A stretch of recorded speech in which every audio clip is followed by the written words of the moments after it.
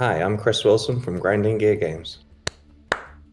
Awesome. I was reading the Reddit thread and there was a lot of things like, oh, is Zizaran going to ask the hard questions and stuff like that? No, this isn't about the hard questions, and Chris would probably not be the person for those. That would probably be like Neon or Rory. This is an AMA, which is a series I've done for like 3 years, and it's more about the person.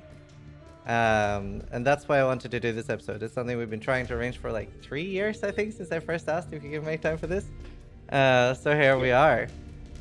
So the way that this works is that we have some questions already from Reddit, and you guys are able to ask questions in chat.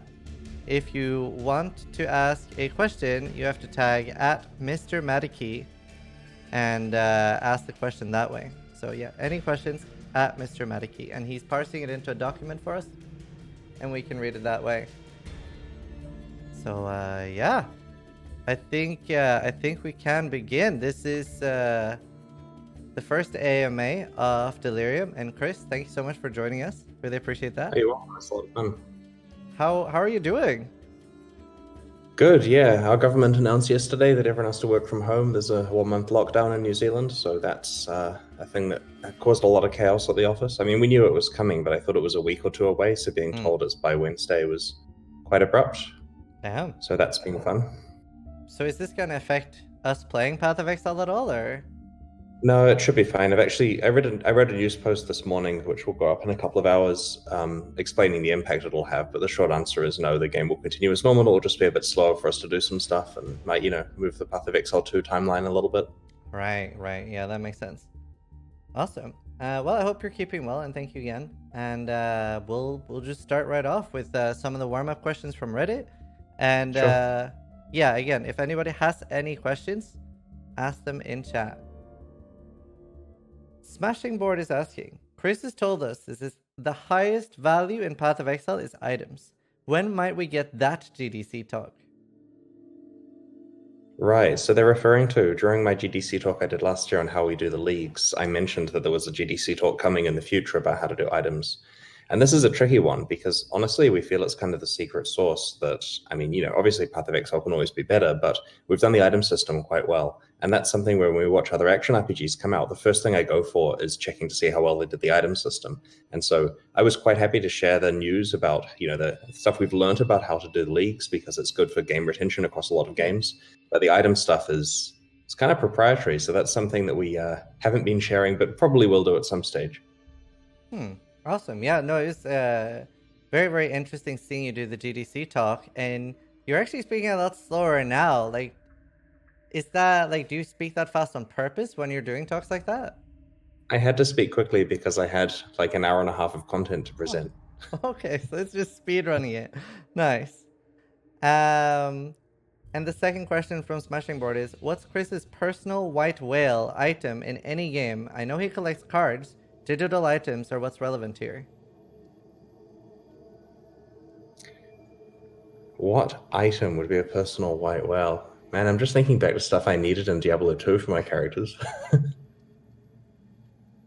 I don't know. I typically play games until I get what I want in them. Like, I know what I want in Path of Exile right now. I need a better mace for my Marauder. Yeah, that's only a white whale and thing. You're playing Delirium right now. What what level are you and stuff? Tell people a little bit about your Delirium experience so far. I'm 79 hardcore solo self-found, so progress is slow. I'm playing pretty defensively, so it's slow to kill monsters. And usefully, when I talk to my team members and ask them for advice on how to improve my build, all of the advice involves trading, which I can't do in solo self-found. So I'm working my way through stuff. Like, and as an example, I'm crafting a mace at the moment, and it's just missing a good fizz damage roll, like fizz %. And so you can craft it for an exalt onto the item, and people are horrified that I'm going to spend the one exalt I found crafting a single mod onto a rare that you could get for less than a chaos in a trade league. But that's probably the best use for my exalt at the moment. And so I'm just trying to get a copy of Relic Chambers level 3 so I can get the crafting recipe. So do you have a lot of Horizon Orbs stacked up for that? I do not have enough. My currency is trashed. Like, I've spent so much trying to survive. So yeah, it's a fun experience playing solo self-found. So I think the question on everyone's minds right now is, do you use a Logout Macro? No, I don't. Oh. You get more adrenaline when you press auto for the natural way. Okay. In fact, okay, so I'm using a wireless keyboard, right? Uh-huh. Which means and a wireless mouse. So you get the additional difficulty of 3-second stalls where one of the devices doesn't work for a few seconds because it's too far away from the receiver. And so, like, almost all the close deaths are due to that. Like, time to auto for, keyboard's not working, how do I quit with just the mouse, right? Oh wow. That's a little too far for me. Wow, okay. That's like extra hard mode. Chris mode. And how do you like Delirium so far? Like, how does it compare to other leagues? And what has been your like second, or what has been one of your favorite leagues? Is what I mean to say. I really enjoyed playing Abyss. That was the one that I think I had the character that I liked the most. And Delirium actually feels quite a lot like it from the point of view that you can just get yourself in the middle of a pile of a lot of monsters and Cyclone and Prey. And so that's been a lot of fun. I've been enjoying Delirium. I think I liked it slightly more before we took the edge off it. But, you know, I can understand it being frustrating for some players, so I get why the development team did that. That makes sense. And is there any league that you like didn't like as much? I found it difficult to get into the Blight encounters as much as I enjoyed them during development. I think that's partly because I'd been so exposed to them during the different forms of development that when it actually came out, it just didn't feel as engaging to me. I'm so happy you said that. That's like the league that I hated it. I didn't like Blight at all. Other than that, I've been like pretty happy, but Blight just didn't do it for me. But yeah. Horgan Bloodaxe is asking, at ExileCon, you said that in 2020 you're fully committing to racing in Path of Exile. Could you tell us more about it, or a hint when we could expect more races? So one of the things that I say in the news post today about the lockdown in New Zealand is that our number one priority is changes to the live game in terms of like fixing Delirium problems, performance, that kind of stuff. And number 2 is getting the next league out on schedule. And number 3 is Path of Exile 2. So racing would be like sitting there as a tier 4 priority that we want to work on. It's a thing that we would like to do, but realistically, actually being able to release the sequel and fixing problems and making the next league do have to come first. Yeah. And so I can insert a pile of excuses about how we've been busy and how we're going to be even more busy with the working from home thing, which is going to hamper communication and stuff. But the good news on the racing side is that we are hiring someone from the community who you will know, who I'm not going to, I mean, he may have talked about it, we'll see. But he will be hopefully helping with racing as a full-time thing to make sure that we're doing it well. Initially using whatever tools we have available to do races, you know, without any extra work from the rest of the team, and then gradually siphoning off development assets and resources until he controls everything and racing is all we do. I mean, maybe it doesn't go that far, but, you know, it could do. Awesome. That's very, very cool to hear. I'm excited. And over, like, so your role in TGD is CEO, right? But you use a different word for it. Yeah, in New Zealand, CEOs are called managing directors. Managing director, that's it. But when Grinding Gear Games started, you were doing more about coding and stuff like that, right? Yeah, well, it was all hands on deck getting stuff written. I mean, I'm a programmer by training, so I worked on the code for the game, and you know, more than I should have done. Jonathan's a lot better than I am, so that you know, it shows in some of the stuff that we wrote. But I was basically doing hands-on stuff, a lot of the design stuff early on. Like I did all the balancing up until 093 when Carl took over, and so yeah, basically whatever required work. Nowadays, of course, it's mostly tax paperwork and you know, talking to the community about fires and stuff with VEX. And could you tell us a little bit more about like things you did early on? Like I believe you told me once that the sixthing algorithms and stuff like that was all you? Yeah, I mean, I worked out the algorithms with the rest of the team to make sure that we liked them from a design point of view, but I implemented like throwaway versions of a lot of the early, like, you know, crafting and socket rolling stuff. And sometimes that code gets discovered by the other team members who, you know, it's like finding something in your fridge that's been there for like a decade more than it should. It's kind of that reaction. And then people start to like loudly say, what the hell is this? It's supposed to show that's Chris. Don't say that out loud. So if somebody doesn't hit a sixthing, it's your fault then? Yes, directly. Awesome. Is there anything else in for that, like a major part of the game that you directly helped code that is still in?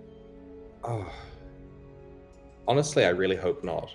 There's a lot of balanced stuff. Like, for example, Delve's level progression stuff, I worked very heavily on. And of course, the team came back with feedback. Like, you know, essentially QA did it because they came back and said what was wrong repeatedly until it was good. But I have the spreadsheet of death sorting that delve stuff out. That means I have to get involved every time we change that.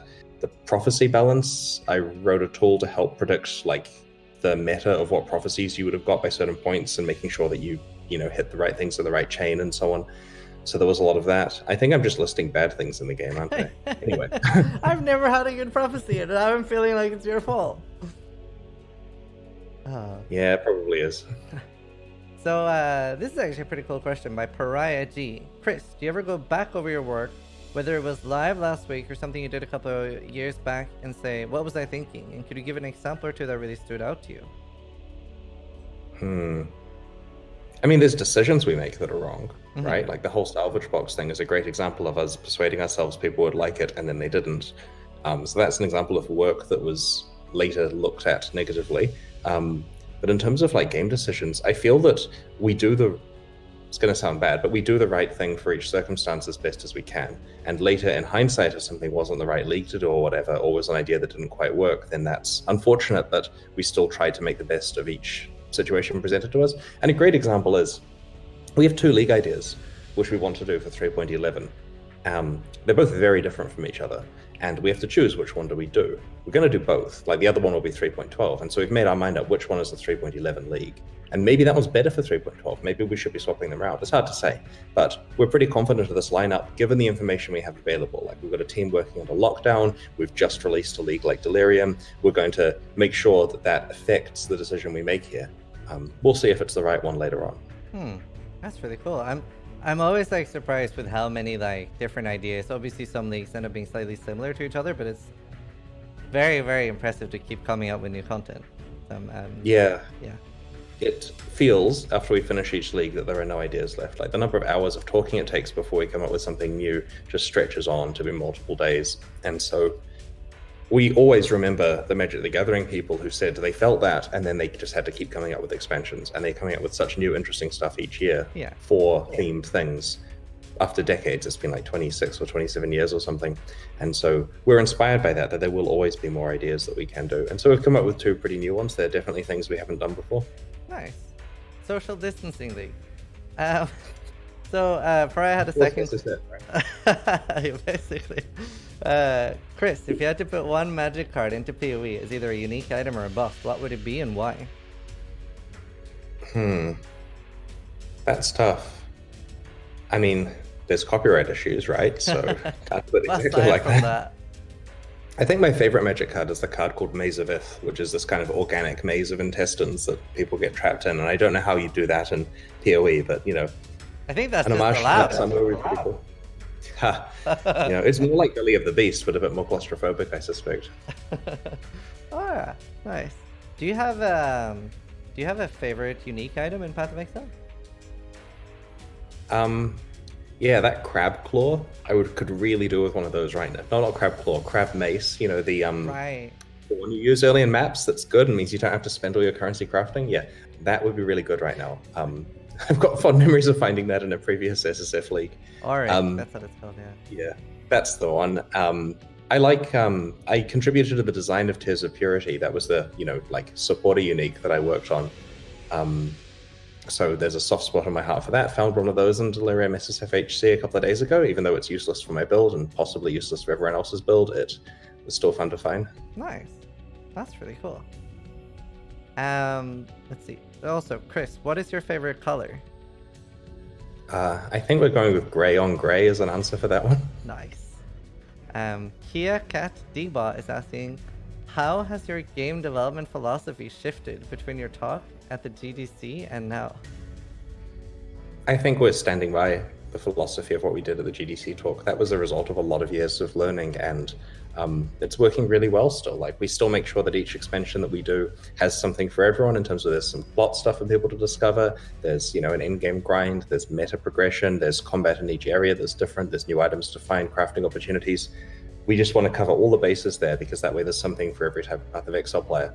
And so we actually kind of rewatch that talk occasionally. In fact, so I had an interesting call. I was chatting to a friend of mine who's working on one of the Diablo projects at Blizzard, and he told me that from an executive level at Blizzard, all the people working on various Diablo projects were asked to watch that talk because it helps with ongoing development of live game stuff. And that was like the most flattering thing, considering how much of a Blizzard fanboy I was growing up. Yeah. Yeah, no, that was like, it was very cool at ExileCon as well, seeing all the Diablo developers there and stuff like that. Incredible. Yeah. Malobo is asking, do you ever miss the early days of Path of Exile when you were more hands-on with the actual coding and development compared to now being in a managing and leadership position?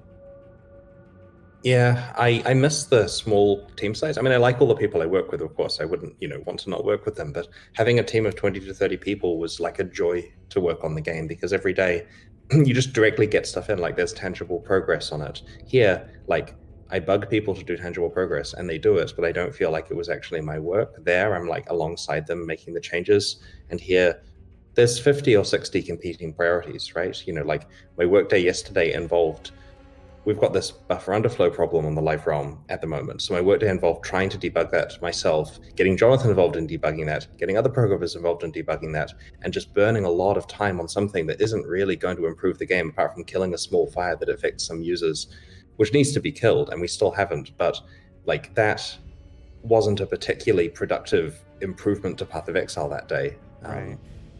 Just because it's dealing with an issue that needs to be given priority. And I kind of feel when we had a team of 20 or 30, I think the difference is the game hadn't been released then, and so problems like that didn't come up. Like it was all working on development before release as opposed to after, where after is just putting out fires.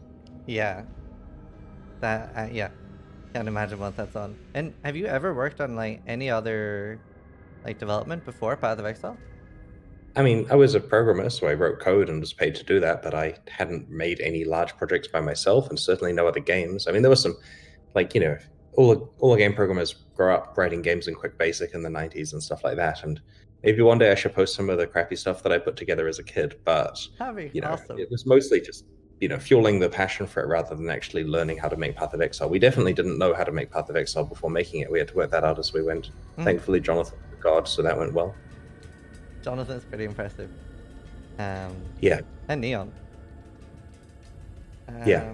They're two people for very different reasons, right? Like, in order to make an online game of this size, you need to like magic like a realm infrastructure out of nowhere and like, a graphics engine and random, how the random generation works, which Reese implemented, but Jonathan initially concepted and this kind of stuff. And Jonathan just did all of that, right? Like if we didn't have someone to just do all of that, it would not have been possible. Yeah. And likewise with Neon in terms of like making sure the game, is balanced correctly these days. Every decision to do anything in the game goes through him, and that works really well because he just understands it so perfectly.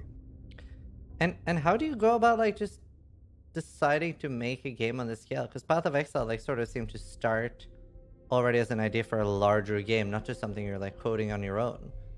Like how did like Path of Exile, like the initial idea like start, like I want to make PoE?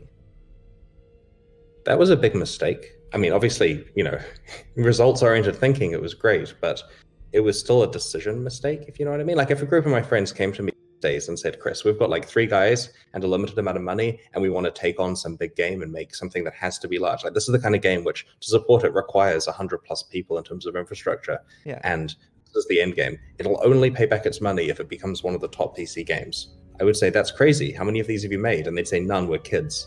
And I'd say, okay, that's just not going to work. Like 1,000 to 1 odds. Yeah. And that's what we faced without realizing. So we naively went into there going, well, everyone else can make games, so that's easy, right? Why not make one? And, it just happens to be a survivorship bias thing. We're here talking to you now with this many people watching on stream because of the fact that we happen to be the lucky company where it worked. And that's partly because we made some good decisions about the design along the way. And honestly, like when I'm reading Reddit last week and questioning my own sanity about game design because everyone there thinks that whatever decisions we made were terrible with Delirium, I remember there's a consistency that this is the same game design, the same people that also made Path of Exile, right? So I feel that despite there being bits and pieces that people want changes to, we can trust our core judgment because we also made the rest of the game.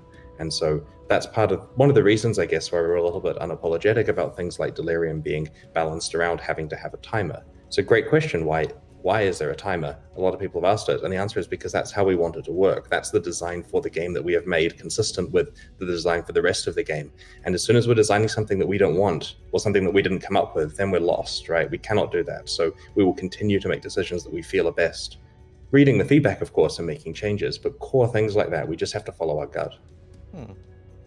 And obviously a lot of leagues end up being changed a lot in like the initial say like first 2 weeks, first 3 weeks of a league, have you guys ever considered doing longer content cycles? We have, but interestingly, you kind of only get feedback once people are economically playing a league. So, for example, with Delirium, I was looking through the feedback on Alpha, and I do not mean to throw our Alpha testers under the bus. They're great people, but we got Delirium and Alpha a little bit earlier than we normally do, and by that I mean, a few more days earlier, not weeks or anything. And the feedback that was raised on Alpha was a different set of feedback to on production. And part of this is because on Alpha, there isn't this thing where you care about having the best items and having the highest level character. We reset the characters occasionally and stuff. And it's only when you're actually trying to get economic, maximize economic return from the league that you care about issues like exactly how the rewards are dropping and that kind of thing. And so I feel that we could have had that league sitting there internally for a month longer and it would come out the same. We could have had a month more Alpha. I mean, we were pretty happy with it. We're sitting there at 9 p.m. the night before going, what is there left to do? We're kind of done. Let's get some sleep and see you guys in the morning. And more time would only benefit us if it was released on an actual realm where people cared about their characters, cared about the items they're getting, cared about getting to 100 the fastest and where the fair strategies are and so on. And so, maybe public test realms is the way to go, but then that's basically a second league release, and it takes the wind out of the first one, because then all the streamers, if they're allowed to stream the public test realm, will stream the race to 100 on there, and then when we re-release the content 2 weeks later, it's just boring. Yeah, I've personally never been a big fan of like test realms in World of Warcraft and stuff like that. But that brings up an interesting point. I hadn't even thought about that. And a good follow-up question is actually by Tankra, who is asking, what motivates you to keep working on one game for years on end instead of branching off to new game ideas? That's a great question. Honestly, a lot of people suggest that we should work on different genres of games, but there's a few things, right? From a business point of view, Path of Exile is an IP that we already have, right? This is a game that's generating money, and if we put effort in, it makes more money or keeps people happy and grows, and it's a legacy. And like, I wouldn't want to make a second game that starts off small and gradually gets bigger if that involves the sacrifice of Path of Exile's progress. So it's kind of an all-in company strategy because things are going good. We're still seeing amazing growth. Like the Delirium launch has had better player numbers than any previous league before it, right? We're setting records. And Delirium was a medium-sized launch, right? It's not Conquerors or something. It's just, a league and some cool passive skill stuff. And it still set records for us. And so we're going to keep going with Path of Exile until we're well into that decline phase of eventually the game is old and stale. But, it's coming up on a decade now of it being out in some form. I think we started our alpha testing in 2010. Oh. So we think we can keep going for another decade. And then from a creative point of view, there's obviously a lot of stuff that we want to make. Like we've had serious multi-hour discussions about should we make a game like XCOM, for example. People come to me on a weekly basis saying it's time to make a card game. And we generally don't do these because our expertise doesn't lie there. We have a studio full of action RPG fans and action RPG developers. We've got experience with action RPGs. We've played them to death. Like the interview, if anyone's done a Skype interview with me for a programming position, there'll be more questions about what action RPGs you've played than what coding you've done. And so we have this honed studio of we understand action RPGs. And so if we were to make like a first-person shooter or something, we'd probably do a pretty bad job at it. And speaking of the card game that you brought up, like the ExileCon one was super fun. I was just sitting there hoping the entire ExileCon that there was going to be another announcement saying there was going to be like a mini card game or something, because that was surprisingly fun. Yeah, that one was designed to be an event game, if you see what I mean. Like it was designed around those criteria, which made it a really fascinating game design challenge, actually, of you have this event, what are you going to make that's perfect for it, knowing that we can waste the budget and just throw it away afterwards because it's there for fun. It doesn't need to make money, it's just there for fun. Yeah, no, that was great. Darkoiva is asking, Chris, what accomplishments has a player achieved, whether it was the Stack of Mirrors, Item Craft, or Dell level, that stands out to you the most?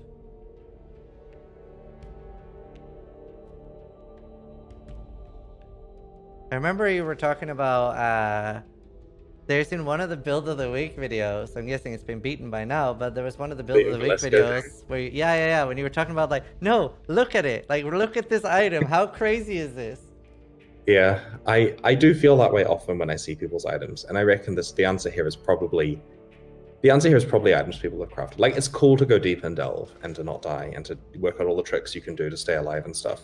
But smart crafting and just dumb luck of finding awesome stuff feels really good. And so I love the fact that when you go to Reddit, even on the bad weeks where a lot of people are angry, there's still pictures of people's items they've crafted. The sense of pride of, look at this thing that I made, that I have, and that other people say, wow, man, give me that, or you cheated or something. It feels really good to see that. Yeah, I can imagine. That's something that other games like doesn't have enough of as well either, in my opinion. And on that note, Random Quest Giver is asking, what is your favorite non-ARPG video game? Can we declare something like Binding of Isaac or Dead Cells to be a non-ARPG? I mean, technically they're like so they're kind of similar, but they're not controlled in the same way. I like those games a lot. I think they were very reminiscent of Path of Exile in terms of having quite different playthroughs each time. Like the idea of, you have to make decisions for your character without quite knowing what content you're going to encounter next is pretty cool. Yeah. And well, speaking of like games in general, whenever a new ARPG comes out, like do you have time to like try it out? Like for example, we have like Last Epoch, Wolcen, and even games like Lost Ark, which isn't exactly an ARPG but similar. I'd like to say that I do try them all out. I haven't tried the release version of Wolcen yet. I played the version from around a year ago for a couple of hours and had a pretty positive impression of that version. I haven't played Last Epoch, but many of my staff have, and that's often what happens is someone will get it and then give me a summary of how they feel about it. I played Grim Dawn for a couple of hours. That was fun. Last year, no one wanted to play Chaos Bane or Pagan Online, so I played those and made a bunch of notes for the team. So yeah, I try to play the games I can, but it's usually the action RPGs that are less popular with the community that I feel we still need to look at what they did right and what they did wrong. Those are the ones that I'll spend time on. The ones like Wolcen, where 10 people from our development team are giving me summaries, I feel less need to play myself. Plus, it was right on the cusp of Delirium's launch, so I was quite busy. Yeah. And does it often happen that you see something in a game that's like, ooh, that's really cool, and you take inspiration for that for Path of Exile? That's a good question. Can you think of any examples of stuff that we've clearly taken inspiration from? I mean, there's often plans, like let's look at Wolcen's endgame as this kind of, build a city kind of thing, right? We've discussed that for Path of Exile for a number of years and never really bothered to do it. It's the kind of thing we can do one day if we find a really clever way of doing it. But if we did that, I suspect people would say we copied it from Wolcen, even though it's a thing that games do, right? Like World of Warcraft has the garrison system, and half the phone games have some kind of mechanic like that. Yeah. So there are... there was an interesting one, actually. We did the map system, and we were super proud of our revolutionary map system, and everyone said, oh, it's like Torchlight Swan. We're like, wait, we played Torchlight. Are you sure there is? And sure enough, yep, missed that. That's awesome. Yeah, no, I mean it's very hard to like come up with original ideas. Like it's like something that gets slightly frustrating for as a streamer. Like playing any game, you're gonna be like comparing, like your viewers will be comparing it to other things. Like, oh man, this game has Fireball. They're copying that other game. It's like, oh, what? Yeah, we do like seeing things that work in other games, and absolutely, if it's a genre trope that a lot of games are adopting, we'll consider it. But we're very careful before lifting an individual feature from a game that makes that one distinct. Like that's probably something we'd prefer to use more creativity on our side. That makes sense. Out of how do I say this name? Fun Yarinpa 20 is asking, what's the last league that you played the end game in? Delirium. What are we defining as the end game? Like, is the end game 32 turns, or is the end game getting maps? Because in solo self-found hardcore, let's say bosses. Let's say some end game bosses. When was the last time you were able to kill like some end game bosses? I have not played deep into maps beyond tier 8 or 9 on the live realm. Wow. Due to things like puncture and various other things that get hardcore characters if you're not careful. Yeah. So put it this way, in the office I get to see a lot of like completely twinked out broken characters and really good builds and lots of fighting the conquerors and stuff going on characters that I haven't built. But I prefer when I'm playing online to not, like, for example, for this league, I considered, do I just play a Delirium standard character, not hardcore, not solo self-found, find some really good build, get through, do a bunch of high awakening level Cyruses, experience the problems, experience all the things that the top 1% get, or do I actually play the way I want to play, which I find more fun? Yeah. And I decided I'm going to play solo self-found hardcore. I'm going to build up my character the slow way. Ideally, still get to the same content, right? Like we're Yeah. a week in, and I'm tier 3 maps, right? We'll get there, but it's going to be a slower journey, and I'm honestly enjoying it a lot more because the adrenaline from almost dying every time. You think I can handle corrupted blood. It's a lot of fun. Have you ever had a death in Path of Exile where you're like, bring up your phone, you text Neon or something, you're like, Neon, why does this or like shotgun or something? Yeah, I will. It's often Sean at work that I rant to because I'm talking to him a lot while I'm playing, and so it feels like I'm complaining, but in reality, I'm like, for example, I did my first Crusader influenced maps, and every monster I fight is almost killing me. And I message him with, "What is going on?" And he's like, "Are you standing in the mana void squares?" I'm like, "That's what they do." No, no, no, that's not killing me. And he goes, "Is it the blue circles? They'll kill you." And I go, "I know they'll kill me, but no, it's not that. It's something else about it." And I'm trying to work out. And it sounds like I'm complaining. Like, you made this game too hard. Oh my god, I'm almost dying. It feels like a Reddit post, but it is me trying to understand what I'm failing, because I know I can mindlessly, with my amount of defensiveness, clear most of the tier 3 content, but something about these particular monsters is almost killing me every time I encounter a single one by itself. I'll work it out, I'm sure. He thinks it's that I'm being shocked and I don't have an anti-shock flask, so that's my next thing to test. Though I'm avoiding that entire part of the Atlas. Yeah, Crusader is pretty insane. That almost got my last character. Very, very rippy. Especially the auto attack of Baron is kind of wild. KC_word is asking, Chris, what Magic formats do you play the most often? Recently, the last couple of years, I haven't really been playing a lot of paper Magic, but historically I was playing Vintage. So that's the one that you can use any of the old cards, and you have tournaments with between 4 and 9 people in them in New Zealand, because it's, there aren't that many people with the old cards here. I explored Old School for a while. That's the one where you can use cards from 1993 and 1994 in particular. So it's like the good old days, Brian Weissman era Magic, and that was a lot of fun. So mostly those two, but again, that's like 4 to 10 people tournaments in New Zealand. Right. And then the last couple of years, I've just been focused more on Path of Exile and less on spending weekend time playing Magic, though I'm still collecting heavily. Like, my main hobby outside of work is to sort my collection and gradually fill in the gaps and stuff. And you have a Black Lotus and everything, right? Yeah, I even brought 4 of them here to show you on the stream. Okay. Oh, you have 4? Wow. Yeah, I knew that would come up. Wow. 4? That's insane. Yeah, that's 2 alpha and 2 beta. They're my best graded ones. I have some others that aren't quite as nice as those ones. So they've got these numbers at the top that show you, that's going to be backwards or something, I'm sure. No, it's I don't fine. have a very good... Oh, it is fine. 9. Sorry, it's backwards. 5.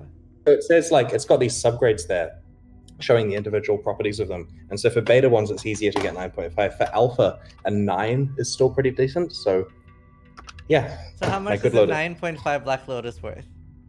I don't know, 100 grand. Maybe less now with the economy how it is. Wow, that's enough to buy 2 packets of toilet paper. That's crazy. Yeah. Oh, I actually found this toilet paper on the shelves in New Zealand at the moment. So that's a major win. That's not what it's like here. No, that's awesome. So how did you get into Magic? I was 12, and one of my friends who later did, he was the financial advisor who helped us with some share issue stuff and the acquisition with Tencent and that kind of stuff.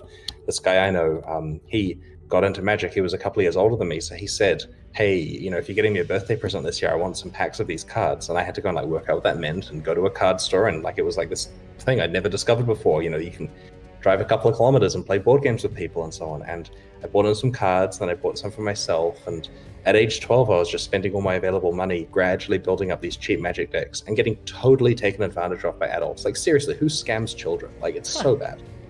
So still feel bad about that. But then I played for a few years up until they released Homelands, which was a terrible expansion, and that caused me to quit on the day along with 30% of the rest of the players.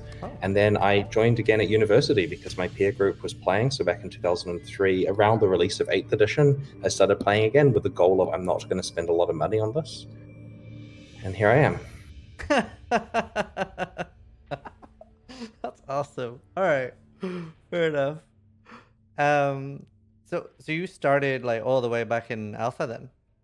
It was the first sets that New Zealand got were around revised. So Alpha was basically sold out in, a matter of days or weeks on the west coast of America. They basically had the card game in the back of a van. They drove up and down, going to card shops and conventions, and Alpha went real quick. And then Beta arrived, which went pretty quick as well. So those are the old black-bordered ones. Unlimited was there for a bit longer, but they still sold fast enough that they didn't need to bring it to countries like New Zealand. So it was only when they got to revised, which is the big print run version of like the really good cards are gone, that it got to all of the obscure countries. And so it was very rare to see alpha, beta, unlimited cards over here, and still is, honestly. Like, a lot of people, they just cost a lot more. New Zealand doesn't have as much income compared to a lot of other Western countries, so people aren't really justifying the expense of getting the fancy versions of the cards when they can use the regular, cheaper ones instead. Yeah, that makes sense. And did you playing Magic influence Path of Exile a lot? Absolutely, and mostly to do with logistics, to do with production schedules. Like, they release sets reliably 4 times a year with varying themes. They handle their spoiler season, as it were, in the same way that we announce all of our uniques and bits and pieces beforehand. There's like a point where they announce the next product, and then they release whatever information is probably going to be leaked anyway, in a controlled way through various influencers and in the news, and they've got their equivalent of VEX posting stuff and so on. Right. And so it's very much validation of the cycle of 4 releases per year is the right amount of gaming that someone wants to have who's engaged with something as a hobby.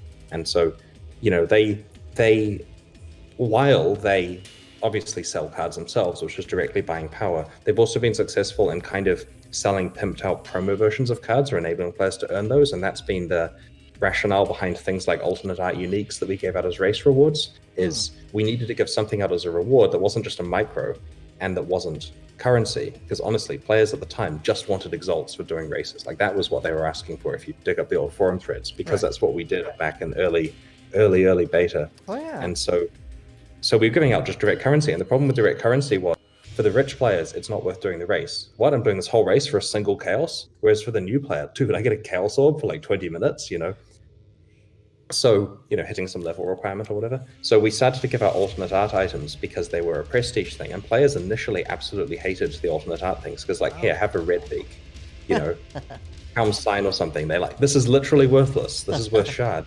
And I mean, how many mirrors are some of those worth nowadays? Like, I remember those 5 series mirrors we gave out. I was saying to people, these are going to be worth more than a mirror of Calandra in the future each. And people thought I was insane. And I haven't looked it up for a while, but clearly they are. Yeah. I think like just the Demigod's Presence is like 10 or 15 mirrors. That's what I'm setting up for at the moment. And Alpha's House, I think, are 20 or 30 mirrors. I had a Demigod's Presence on my account at the point that we moved across to beta, like to open beta, and I remember destroying it. Like, I remember thinking to myself, this wasn't one I actually earned in a race, and we're having this clean start here where the items are completely legitimate on the live realm, so I dropped it on the beach and thought, there, Path of Exile has a clean start. And how many mirrors is it now?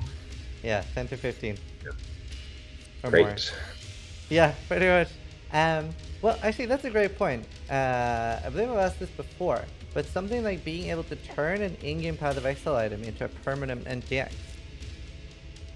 So this is like taking a skin that's obscure and being able to use it on any of your items. Yeah, like Brass Dome or something, or Altars if you have them. Yeah, I'd like it. It's just implementation work. It's one of those tier 4 things that I suspect we're going to have to do with racing, right? Like, I think that's where we're going with that. Now, we've said that a couple of years ago, the cross-league skin transfers kind of thing. And it's pretty much just a matter of getting implementation time to doing it. I mean, like, would you rather have that or a lot of stash tab QOL? I mean, it's just, I want both. It's just going to take a little bit of time. Yeah, that makes sense. Sorry, Mariso is asking, Chris, what would you do differently if you could start over? I don't know if I want to toy with this timeline too much, right? Like, it's true, it's working pretty well. I don't know. I mean, it's nice to learn things earlier, like getting the community management stuff right earlier and starting doing daily news posts and growing the community and knowing to work with streamers and that kind of stuff. Obviously would have caused more of a snowball effect if we'd done that. And but I don't know, even I'm not sure. I mean, like, individually there are individual mistakes that we've made, but I don't think going back and getting rid of those is a good plan. Like, we learned from each one, like everything was a lesson or something we did correctly. That makes sense. And you guys are still here, so that speaks volumes as well. Onyx PoE Labs is asking, what is your main source of creativity in regards to developing PoE into a more successful game? And did anything happen in your lifetime influence? Did anything that happened in your lifetime influence any part of game design? Well, playing a lot of Diablo 2 influenced quite a lot of it, to be honest. What we're getting in terms of creativity at the moment is when we're low on, Jonathan will get out his phone and he'll have a look at his media library or Netflix or whatever and start just going through themes. Like, is there anything we can do with car racing? What would car racing be like? And we're like, okay, so racing, how would a racing league work? Like in a circle? Is it like a track? What does that mean? No, that's kind of stupid. Okay, what about having vehicles? Can you do vehicles? Like, are they mechs? Do you build a mech? What would you do in the mech? No, that's not really Path of Exile. What about riding stuff? Can we do mounts? It's a bit Diablo 4. What would mounts be like? Do you like tame the mounts? Can we do pet battles? And the conversation just goes like that. And then we have bestiary. Yeah. And so we just work our way through movie lists, hitting different themes. Like I remember, he gets to some movie about someone climbing Everest, climbing league. So what does that involve, right? Are you going up? Is it like downwards, is it like upwards delve? We get to Dread and say, could you imagine a really tall building with like some awesome shit at the top? What's going to happen? Can we do this? How do you access this building? Do you access it from each area? And we basically just discuss for every movie for inspiration how it could be a mechanic that you see in each area of the game. And we got 2 leagues out of that recently. So if you think of all the movies humanity have made, there are 2 leagues in there that we're going to do. Oh, that's easy. We'll have that down in like a week or 2. Now we just need to think of some metal names for them. Oh, okay. Yeah, so why, for those of you who don't know, Path of Exile generally uses a list that they name leagues after. Why did that start? And we just called leagues what we wanted to. And we noticed at one point that all league names were on this most popular metal bands list. Things like Invasion and Anarchy and stuff like that. And so, Nemesis, for example. And so looking at the list, there are all these cool league names there, like Mortuary and Ritual and that kind of stuff. Like I could totally imagine a Ritual league. The problem is that discussion can't start with a name. If you say, what's a Ritual league? People are like, okay, there are rituals, and you interrupt them, or maybe you bring your own items and do some crafting, and you discuss all of this stuff. And at the end of the day, it's some silly thing where you're interrupting some cultists during a ritual, and it's not really a Generation 3 league. Yeah. So it's better to start with a movie and then, come up with some cool thing you're doing and then work out a name afterwards, right? Like Delirium was called Affliction internally for a long time. Oh. And that was very interesting. Metamorph was called Metamorphosis, which was the most confusing thing. Like, the word metamorphosis stuck around for way too long with all of our marketing copy, because changing the name something very similar, no one realizes it changed. They just think you're wrong. And so it was better when we switched from Affliction to Delirium. Like, people internally still call Delirium Affliction a lot of the time, because we were looking for a term that was what affected the monsters. We didn't know at the time that it was a league about you imagining stuff in your head and so on. And so it was very much, the monsters are affected. What is that? That's Affliction. And then we went ahead with designing how it affects the monsters and only got the Delirium theming, a little while later.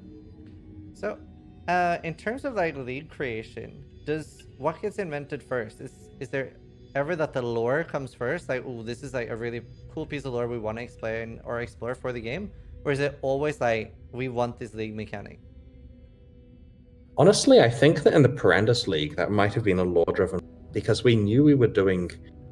okay, so Talisman was meant to come out alongside Ascendancy. We were working on the Labyrinth and Talisman at the same time. And we realized we had the Labyrinth working, you could play through it, and we were about to announce it. And I remember going on a press tour, and we're getting the demo ready to show the journalists, and the Labyrinth it was good, and we could have announced it, but it really needed another 3 months for all the randomization and the cruel and merciless versions, and coming up with what else was in it? All the Ascendancy classes. We had like 3 of them, and we'd have to do the other ones really, really fast. Like, we've got 3 weeks to release, we're going to make 15 Ascendancies. Probably wasn't going to happen. And so we decided to drop down to just Talisman and just not even mention the Labyrinth, and then stall 3 months and release it later on. And so that's why, to some users, Talisman was a bit of an underwhelming release. It was the first of the Generation 2 leagues, and was the last league that I did most of the work on. Like, Talisman was a very crisp league, which is why it was bad. But why it was stingy in terms of item rewards. Like, you wonder why you get a single corrupted, often white amulet per area rather than a fountain of currency. That was me. So be glad you've got Mark giving you stuff in such large quantities these days. He's on your side. Okay. Anyway, so Talisman was going to come out as a league by itself, and so that pushed Ascendancy. So we had to come up with a new league to go alongside Ascendancy. But by then, we had the entire plot down of all the Labyrinth stuff. So we said, why don't we do a plot-driven league? What would it be like for this to explore something to do with that? And so the Perandus family came up, and we said, what do? Well, they hoard gold and have cool deals. And so that's why the replacement Perandus League had a bit of a plot focus. I mean, obviously there's no story really to it, but it came about directly because we knew we wanted something to do with a family we introduced with the Labyrinth. Since then, we've just been doing random leagues, like Conquerors and Metamorph. You're tapping the microphone. Sorry. Conquerors and Metamorph are completely unrelated from each other in terms of theme. We try not to double down too much, because if someone doesn't like the expansion, they're probably not going to like the league, and we don't want to give people reasons to leave. That makes sense. I now know where my microphone is on this laptop, it seems. Yeah, that's good. I'm glad we found it. No, I've talked about this on stream a few times, and something I find very interesting is how much leagues and stuff changed from before. Like, can you imagine if you dropped Onslaught League now? Like, Reddit would just insane. So that's that changed a lot. But what was the big changeover? I'm guessing maybe Warband and Tempest was when it started changing a lot and becoming more content. We used to do 2 leagues at a time. Yeah. So Anarchy and Onslaught was us knowing we wanted to do we wanted to launch a new season, but we're smart. We decided not to just do it with no properties like they used to do in Diablo 2. We decided to put a day of work in and come up with something to make it different. So Onslaught was like, here's a buff. Okay, so that's hardcore sorted out. And for Ambush, we're like, well, we're working on Rogue Exiles anyway, so why don't we just release them as a league thing, because it lets us test them. So then, of course, like for Domination and Nemesis, Domination was Shrines. We're working on Shrines, so there's a league. And Nemesis is we'll just make some mods and put them on the monsters. It wasn't really very hard to do each of these. And so those were the Generation 1 leagues. And Generation 2, and even Warbands and Tempest, we feel were Generation 1, because Tempest at its core is just there are Tempests in each area, and Warbands is there are Warbands and they have a little bit of a meta mechanic of moving around on the map, if you recall that league. But we were always doing 2 at a time alongside what other expansion features. Like, for example, Bloodlines, Torment, and PvP all came out in 1.3.0, which was a pretty bad release, like our worst numbers for a release ever, because no one cared about PvP. So we'd put all the work into doing 2 leagues. People would only play 1. And so it was with the release of Talisman that we knew we wanted to have it so that there was just 1 league. And so Generation 2 leagues started with Talisman. And I think Generation 3 leagues started with Bestiary. Because the last Generation 2 league before Bestiary was Breach. I think. Might be wrong about that. Yeah, I'm definitely wrong about that. Breach was very popular. Yeah, Breach was awesome. But it didn't really have... like, it's kind of a template for the future, but it didn't have the kind of the plot backbone that we try to put in nowadays. Yeah. It's, I mean, I think my favorite league was Synthesis, which is obviously a very unpopular opinion, because everybody seems to not like that one, but that's like the best one. I liked Synthesis. Yeah, it was like, it had everything. It had crafting, it had bosses. It's one of those leagues that requires you to play in a slightly different way than you normally would, and I think there's a little bit of resistance to that. Like, a lot of ideas we'll come up with. We come up with some really cool ideas we just can't do because people will be angry. Like Jonathan said, what about a league where the camera is on the side and it's like a platform kind of side scroller thing where like you just 2-dimension, like you drop a dimension and you're running along and all of the skills and stuff work, but it's from the side. Now, obviously we can't do that, but that was a really cool discussion. It prompted a lot of cool ideas. But the problem is you release it and you just lose 70% of your players, you know? See, that sounds like a 1st of April thing. Yeah, maybe. There's also a lot of work for that. We don't have the time at the moment to put a lot of work into our April Fool's stuff. Yeah. Well, I mean, the Battle Royale thing, that wasn't actually a crazy amount of work, right? Yeah, we were smart about that one, but that's because the team was super enthusiastic, so they got a lot done very quickly. I really missed it. We need to bring it back. That was so fun. Yeah, just needs a bit of balance work. Just a bit. Actimir is asking, I know your concerns of making uniques mandatory, or once you acquire an item in said slot, no more chase items if that slot if it's unique.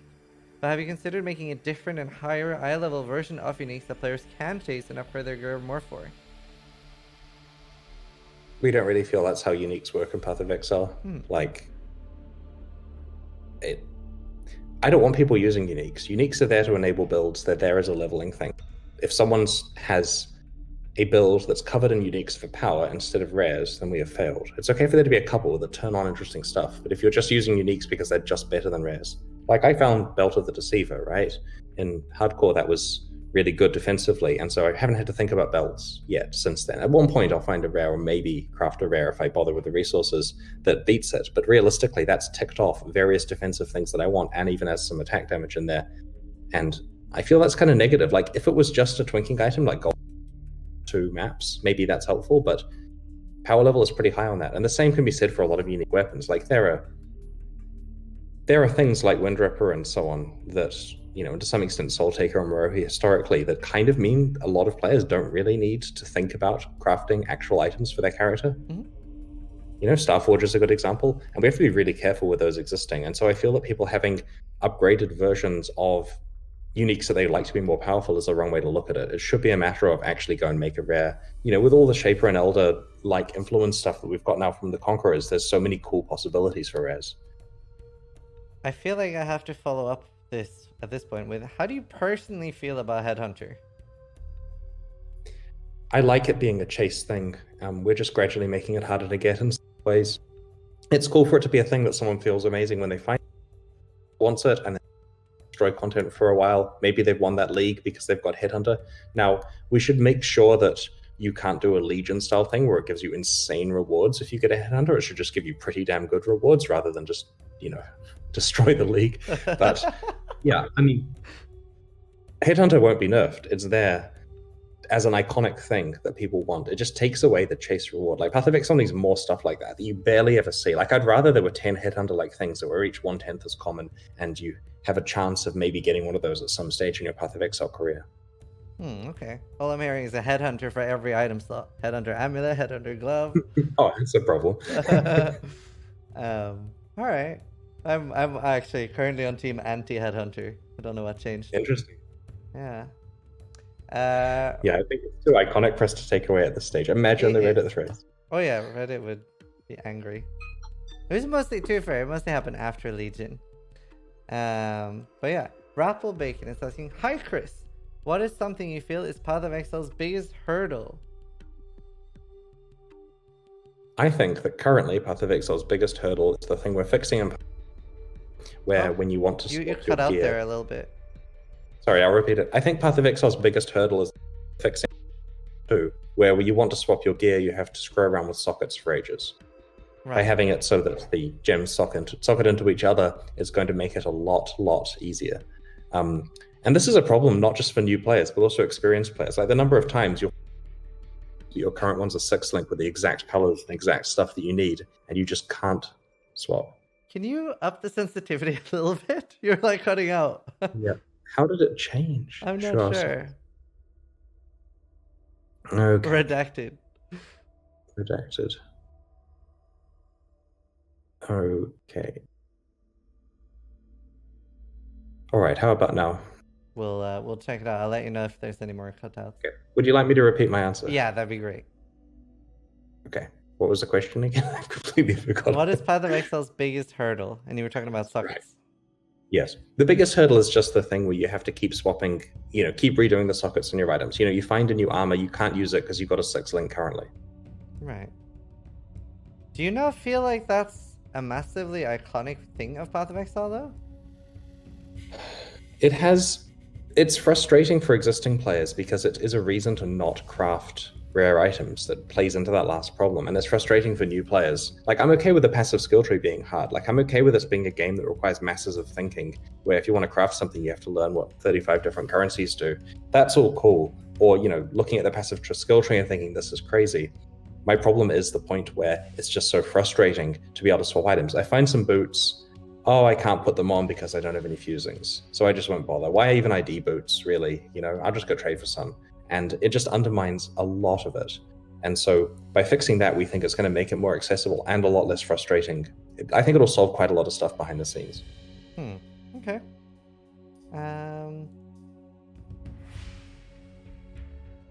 Don88 is asking if you could change one thing from the early days of Path of Exile they feel we're now stuck with, what would it be? Yes. When you go to town, it should not fill your flasks as you come out of the portal. You should have to go and talk to an NPC to fill your flasks. We cannot make this change because of whatever reaction is about to happen in chat about that idea. It's obviously something we can never change now because it's just making users run to an NPC for no reason whatsoever. But if we'd had that in there at the beginning, no one would question it. It's just how it works.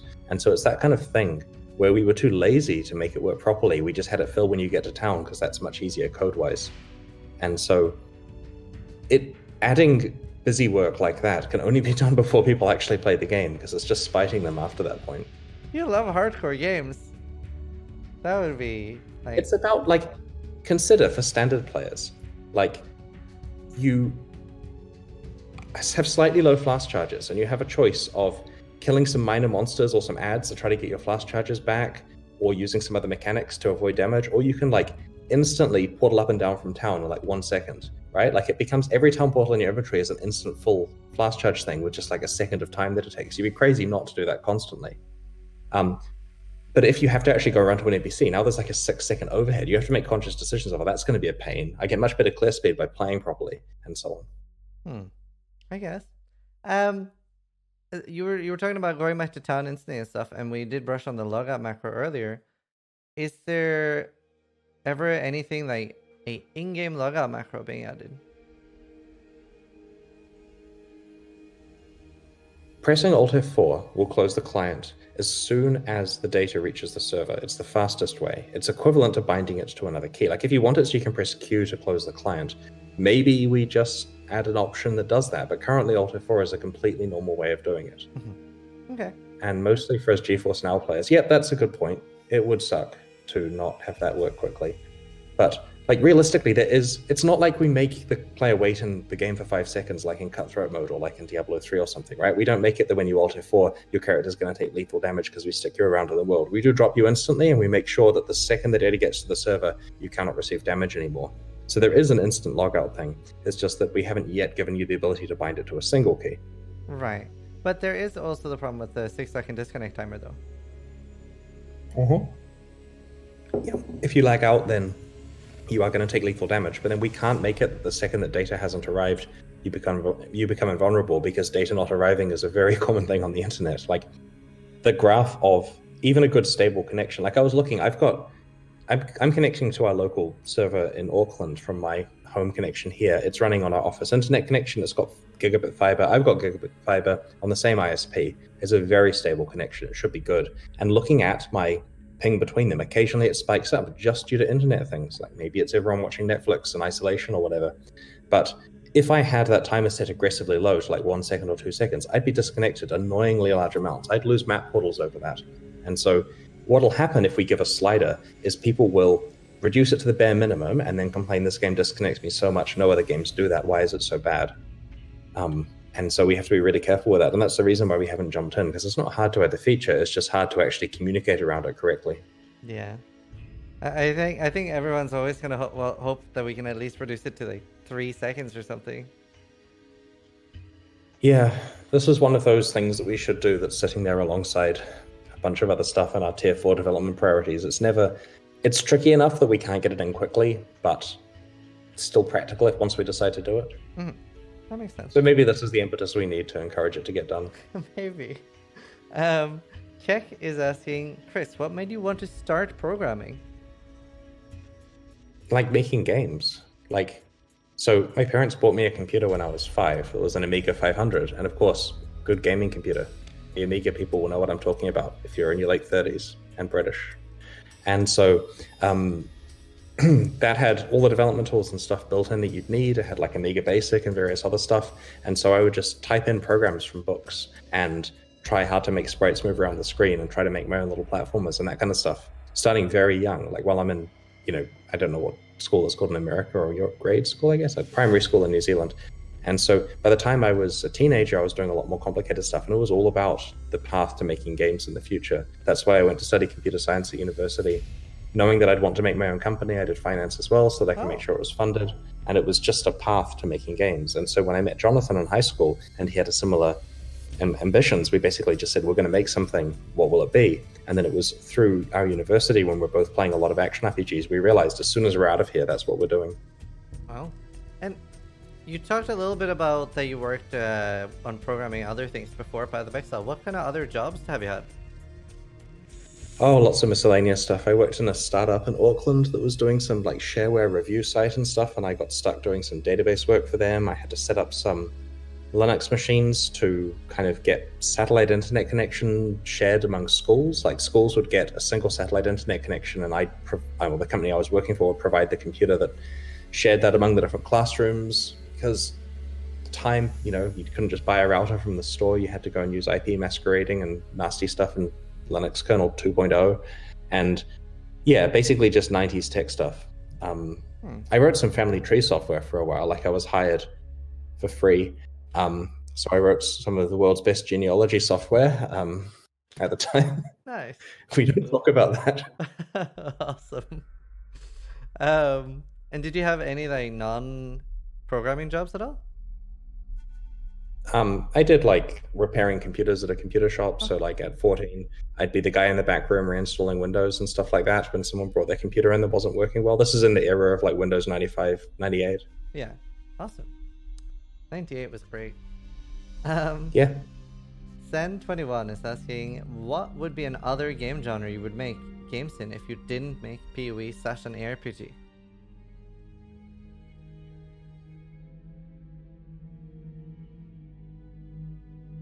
I'm hesitant to answer this because one day if we ever do that, it would suck to have pre-announced it. I think that there are things that we have, like I gave the example before, we discussed making an XCOM-like game, not for Path of Exile. And that's the kind of thing where our team have enjoyed those kind of tactical strategy games enough that we think they could do a pretty good job, right? Like there's some cool stuff there. It's niche, like action RPGs. It's about thinking. It fits the brand well. This is not a product announcement because we're actually not doing that. We honestly have no projects in the works other than the ones we announced at XCOM. Like there's no new secret projects. It is just that set. We now have to deliver on those. So it's a number of years before we start anything else. Okay, cool. And yeah, as Twitch chat says, confirmed. Yeah. Yeah, it's confirmed now. So this is probably the most important question that I think everybody wants to know the answer to. Centillionaire is asking, does he like pineapple on pizza? Absolutely not. Yes! Thank you. Sorry, that was a very, very important question for me. We may disagree on Headhunter, but we can agree on pineapple. That's it. It doesn't belong on a pizza. Good answer. Exactly. Wild at Heart is asking, do they have hackathons at GDD? For example, groups of devs do sprints for 3 days or something they'd like to see in PoE. Social distancing. No, we generally don't. Like, it's just the league schedule is so rough, right? Like 13 weeks. The first week is never actually like working on the new league. Like we hadn't come up with what the new league was in the first week because it was all fixing Delirium stuff. Week 2 is still always fixing stuff while starting to work out what the new league is. Now we have a concept for this league. We don't actually have work people can do until we've done a few more days of that. So week 2 is gone. And then people start work and they've got 11 weeks left. The last 3 weeks it's announced. 2 weeks before that are preparing, like talking to the journalists about it. So 5 weeks from release, you have to have it showable. So out of 13 weeks, you've got 8 before it has to be showable. The first 2 are gone. You have a 6-week period to get it showable. So it's making a league in 6 weeks, then finishing it off in the last 5. Doesn't really give time for cool hackathons and stuff, or even, and my goal is at the end of the 13-week cycle, I look at how many hours of overtime we approved and want that number to be going down. And it's been pleasing, right? Delirium was a league that did not have significant overtime or I'm sure there was a little bit, but it was really good from that point of view. So I see from a logistical and project management point of view, getting a league out over Christmas that honestly I quite enjoy a lot myself without overtime as a victory, even if there's still stuff that we're tweaking in it. Like I understand that, the community feedback is all over the place at the moment with regard to the league. I can kind of tell that there are angry Reddit threads when I get a lot of personal emails of people telling me how good the league is to compensate. I'm thinking if people feel the need to write in to tell me how much they love it, then there must be some really bad stuff being said on the internet somewhere. Yeah. It works the other way. If Reddit absolutely loves the league and all the threads are positive, I get some nasty hate mail. Oh, okay. Chris, I just want you to know you may feel good reading Reddit, but you shouldn't. Oh, you must have gotten a lot of those in Metamorph, because I think Metamorph is like pretty much overall loved. I just thought of something that as I don't think one specific person asked this question, but a lot of people. 6 socket items in Path of Exile sell for 7 jewelers. Why 7? Why not 7's 6? a really good number. Oh, 6 has got way too many factors. But is there a specific reason? Well, yeah, 6 is divisible by 3 and 2. You're like, 7 doesn't have any factors. What? You have to use numbers that work, right? It's like the rule of 3, right? 7's a great number. Okay, I'll take your word for it. And It's a prime reason. Perfect. Okay. I see you saw that from chat. Yeah. Also, a lot of people were curious to ask, how come vendoring a 5-link doesn't do anything? Vendor recipes, it's good if they're a bit bumpy, right? Like if they're predictable where there's a price for a 6-link and a price for a 5-link and a price for a 4-link and, numbers of sockets and that kind of stuff, it becomes too much like a currency where you're just trading it for a certain amount of gold based on how good it is. We like the recipes being unpredictable and somewhat weird, so this is worthless, but slightly different and it's worth a lot more. It makes it less of a scale where you just find items along the scale, and it requires a little bit of thinking and interesting things to know about the game. All right. Yeah, I don't know. I still think I would love a 5-link recipe. Something I'm very curious about, which is more amusing. Like obviously, Delirium has great voice acting, really really interesting voice acting. Did you ever? There's one voice line in particular that is very very unfortunate timing. I don't know if you have heard it yourself, but there's one voice line that goes, "They're all infected and dying, and it's spreading." Did you hear that yourself, and did you go like, "Oh, that's unfortunate timing"? No, I haven't heard that, but who knows? I mean, we do the voice acting so close to release. Like, we managed to get a "do you not have nets" line in Beastery, right? Yeah. They might have done that intentionally. I don't know. I mean, that would be terrible. We actually removed some voice lines just before release. I think there's a news post about how we did all that voice stuff later this week coming up, so kind of interesting in terms of backstory there if you like seeing how it's made. Oh, that's really cool. The voice lines are really good. I think my favorite Yeah, they was did a great job. Synthesis, where the girl goes, "But the village is in flames." But Delirium's amazing as well. Now I'm wondering what got removed. Oh, you should wait for the news post. I'll undermine the team's work if I just talk about it here. All right. Dak Diana is asking, Chris, how do you cope with the overall stress and time commitment of being a CEO? And is carving out time for gaming a part of it? Historically, I haven't played enough gaming in the last few years. The last game before Path of Exile that I took really seriously was Elite Dangerous back in 2015. So that's a good 5 years, because it was early 2015. So it's a good 5 years of not actually playing any online games, which isn't good. And that's one of the reasons why I make sure that Mark and other people are making most of the game decisions, because I can specialize in doing the paperwork and project management and arranging for everyone to work from home and other fun, boring stuff like that. So I should be playing more. And of course, it's great that I actually have had time recently to play some Delirium. It was, it's been a lot of fun, and I plan to continue throughout this league. Do you have any specific goal that you want to achieve during this league? Yes, I'm going to get the Relic Chambers map, and in that map, I'm going to find a crafting recipe, and then I'm going to go to town in my hideout, and I'm going to craft 100 plus fizz damage on the mace that's been sitting there for most of the week, and then I'm going to use that to kill monsters at a pace that isn't glacial. This is my current goal. How do you get this map? Well, you can't find it randomly, it seems. So SSF players need to use Zana, her inventory. So I'm sitting there waiting for Zana missions so I can refresh it and get the map that I want. As the Atlas gradually closes off to me with mechanics that are too difficult. You know that, just in case, I know it's your game, but just in case, you can vendor tier 2 maps in different, keep Tetrising them. One of them might. Yep, I've been trying. I'll get it. I mean, it's just a few more days, I'm sure. Or Justice, just as Carve. Yeah. Actually, that's a great question. Whenever you've been working on a game this long, and there's obviously so many different programmers and different people working on different things, does it often happen that there's things in the game where you're like, really? Yep. So I have to admit that when I finished Katava, Act 10, and I got to the epilogue, and bear in mind, this is a full league after Conquerors came out, I was so surprised to find the small post-epilogue thing where you unlock the new map device in your hideout and the cool stuff where you get to go in the vault, because I had forgotten we did that. And so I'm like, sweet, time to go to the Templar lab. Wait, why is this different now? And so that's an embarrassing thing to admit, but yeah that was really good. Awesome.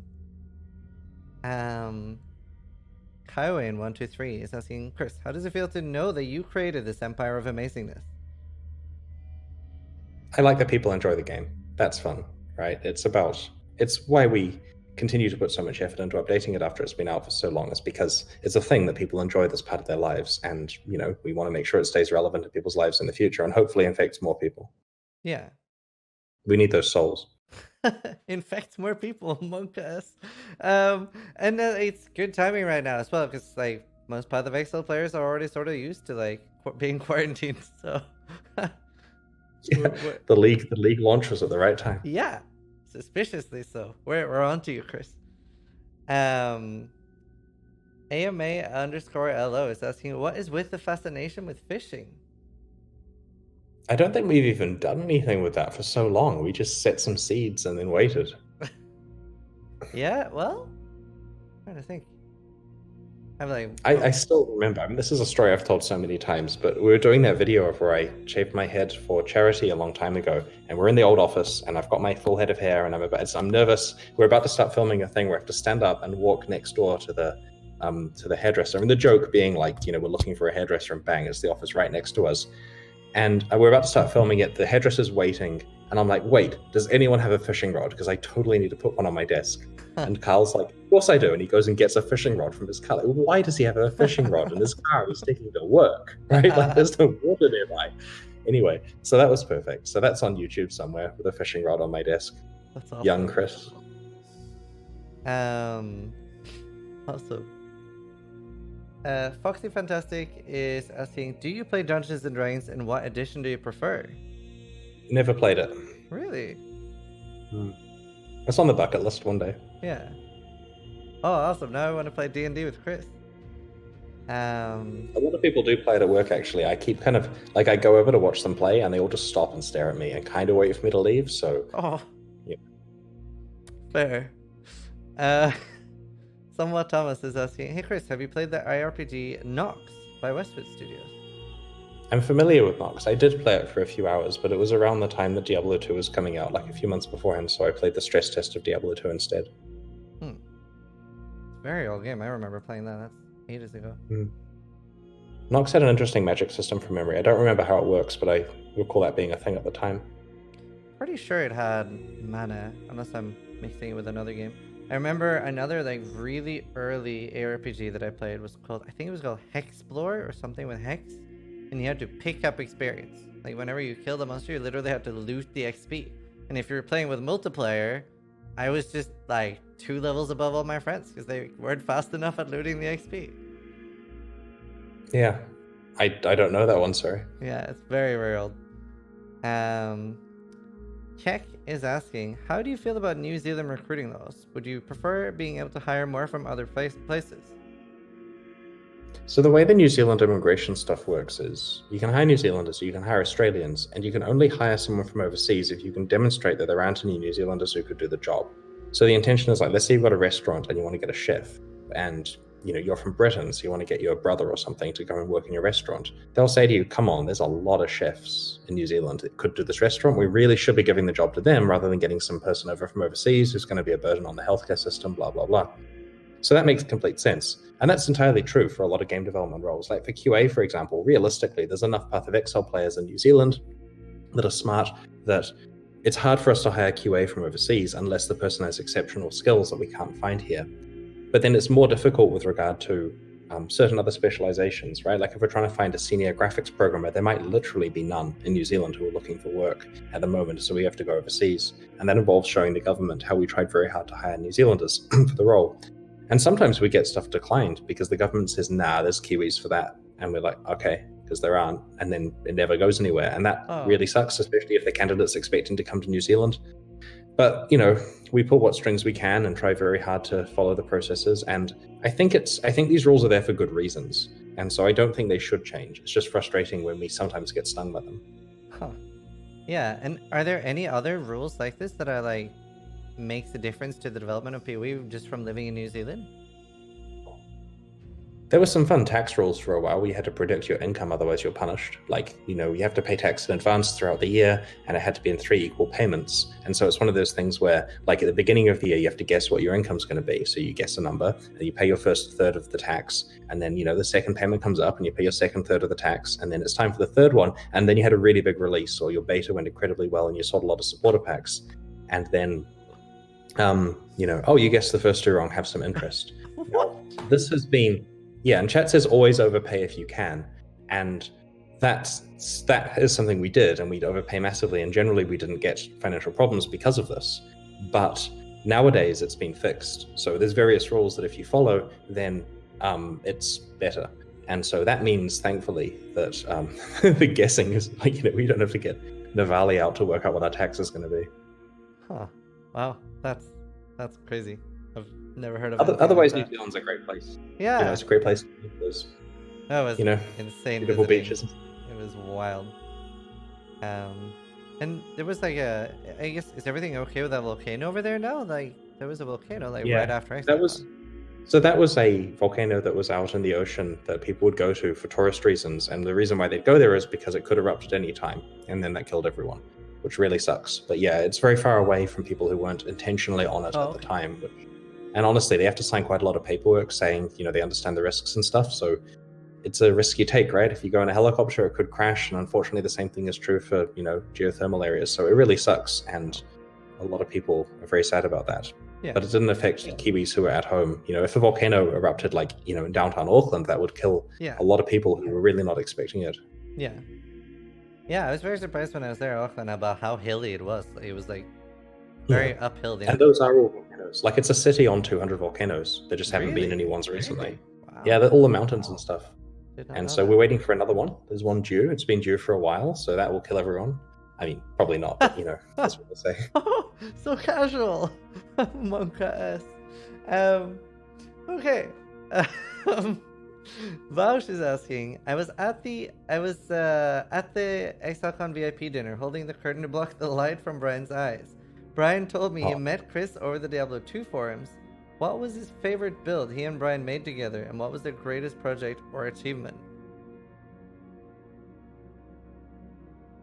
So I met Brian because I was trying to make, and this is going to sound terrible, but I was trying to make the equivalent of PoE trade for Diablo 2. Like, I know that considering things I've said about trade, that it's funny that... So basically my intention was that you'd enter in the items that you had, and it would put it in a database and people could search for it, and I thought this was going to revolutionize trade in Diablo 2, and Lord of Destruction was coming out, and he had a beta key for it. And I remember because he wrote a rant about balance issues in Lord of Destruction that got a lot of publicity, and he was quite outspoken about various balance problems they had. And so I wrote to him going, hey, nice article, can I get your beta key, please? I'd love to get access to what the Lord of Destruction items are going to be so I can update my database thing. And he said, sure. Like, literally just some random kid over the internet. He was generous enough to share it with me. And so we chatted about it. What's that, sorry? I said account sharing. Yeah. So we chatted about that, and it found out that he was an incredibly famous Magic player, which was a nice surprise. So eventually, when I went with my girlfriend at the time to the States in like 2001, and we visited Brian and hung out with him and his girlfriend and had a good time and played some Magic and played lots of Diablo 2. And yeah, friends since then. That's awesome. And speaking of ExileCon, do you think that there will be smaller ExileCons, or like more focused on like meetings during other things? Like, for obviously there's a lot of other events throughout the world that people from Path of Exile attend, like TwitchCons, DreamHacks, and stuff like that. I think there are expectations that if we do another ExileCon, it has to exceed the first one, and that's tricky for a few reasons. Like, it came together really well. Like, I was so worried. Like, normally when I go into a release, I think we've got this. We know what to do. If there's server problems, we can fix it. If people don't like the league, we can fix it. But I've never done an event before. So I was petrified. Like, ExileCon was going to go horribly. And then everything went perfectly, which was great. So we lucked out on that one. But for subsequent ones, it has to be better. It has to have more announcements. If we say to people, look, we're doing another ExileCon because it was fun. Trust me, if you were there, you'll know what I mean. But there's not going to be any announcements, maybe a league or something. People will still turn up because of the deposit we made for the first one in terms of goodwill. And then they'll be disappointed that we're not announcing another sequel or something like that. And so my concern is that even though people will say they understand that there aren't going to be big announcements, it still won't quite have the hype that the first one did because we're able to drop a sequel and various other things on people, as well as it just being kind of a perfect weekend. So that's my core concern with running future ones. Now, of course, there's logistical problems with conventions in the near future, right? The pandemic, so who knows what's happening. Yeah. Our intention wasn't to run an ExileCon every year, is pretty much do them when we can, because it took most of that year. 2019 was the year of me doing convention organization for the most part. And that probably has some effect on, it's a positive effect because we got lots of marketing and that meant more money and that Path of Exile 2 could be bigger. But it does mean that we, it comes at a large cost to run these events. Yeah, that makes sense. And wow, so how long before ExileCon did you have to start planning it? 18 months. Wow. You'll see, if you look for the very first news post about it, you'll see it says we're planning to run an event next November, and it was sometime in the middle of 2018. So we announced it pretty early after. Mm-hmm. We came up with the idea 4 or 5 years ago. It's just a matter of finding the right time for it. And we only decided to do it when we realized this would be a perfect opportunity to announce Path of Exile 2. Yeah. Awesome. So next one will have Path of Exile 3. Awesome. We love these long-term plans. With Path of Exile 3.00, where we decided to do the whole 6-act thing, we like coming up with these crazy things and then hoping they don't leak. Yeah. And that's difficult, right? You have to really rely on it.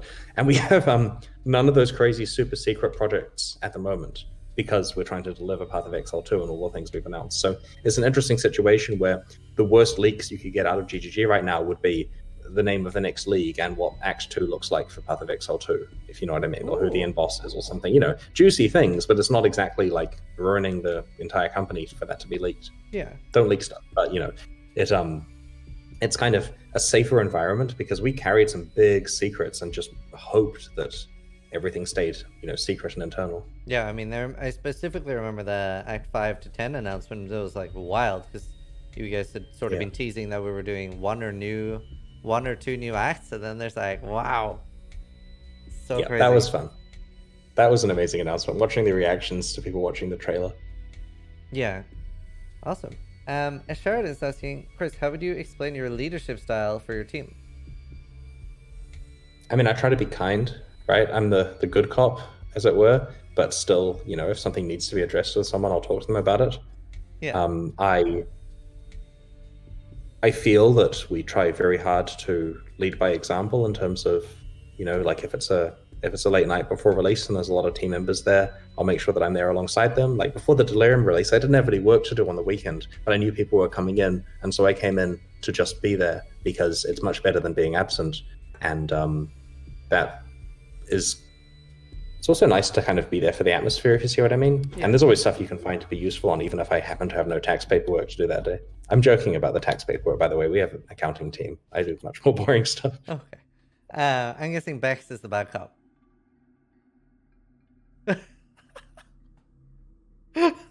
I'm not going to say anything on that.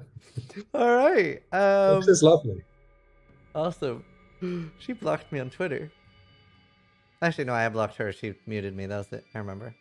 I like Bex.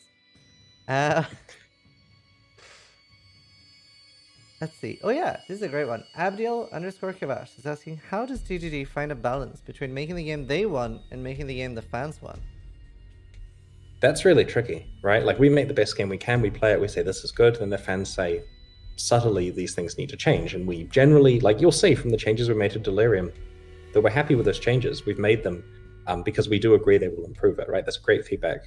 The things we don't want to change, some people say remove the timer, and we think that would remove the entire point of the league. We're probably not going to make that change.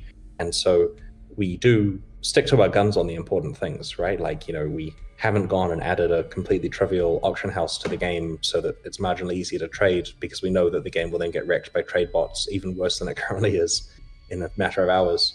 And so we listen to the feedback, we appreciate it, but we're very careful to interpret it as, this is not a person saying do this solution, it's a person saying that this problem exists, and then we have to find our own GGG solution to that problem. Mm-hmm.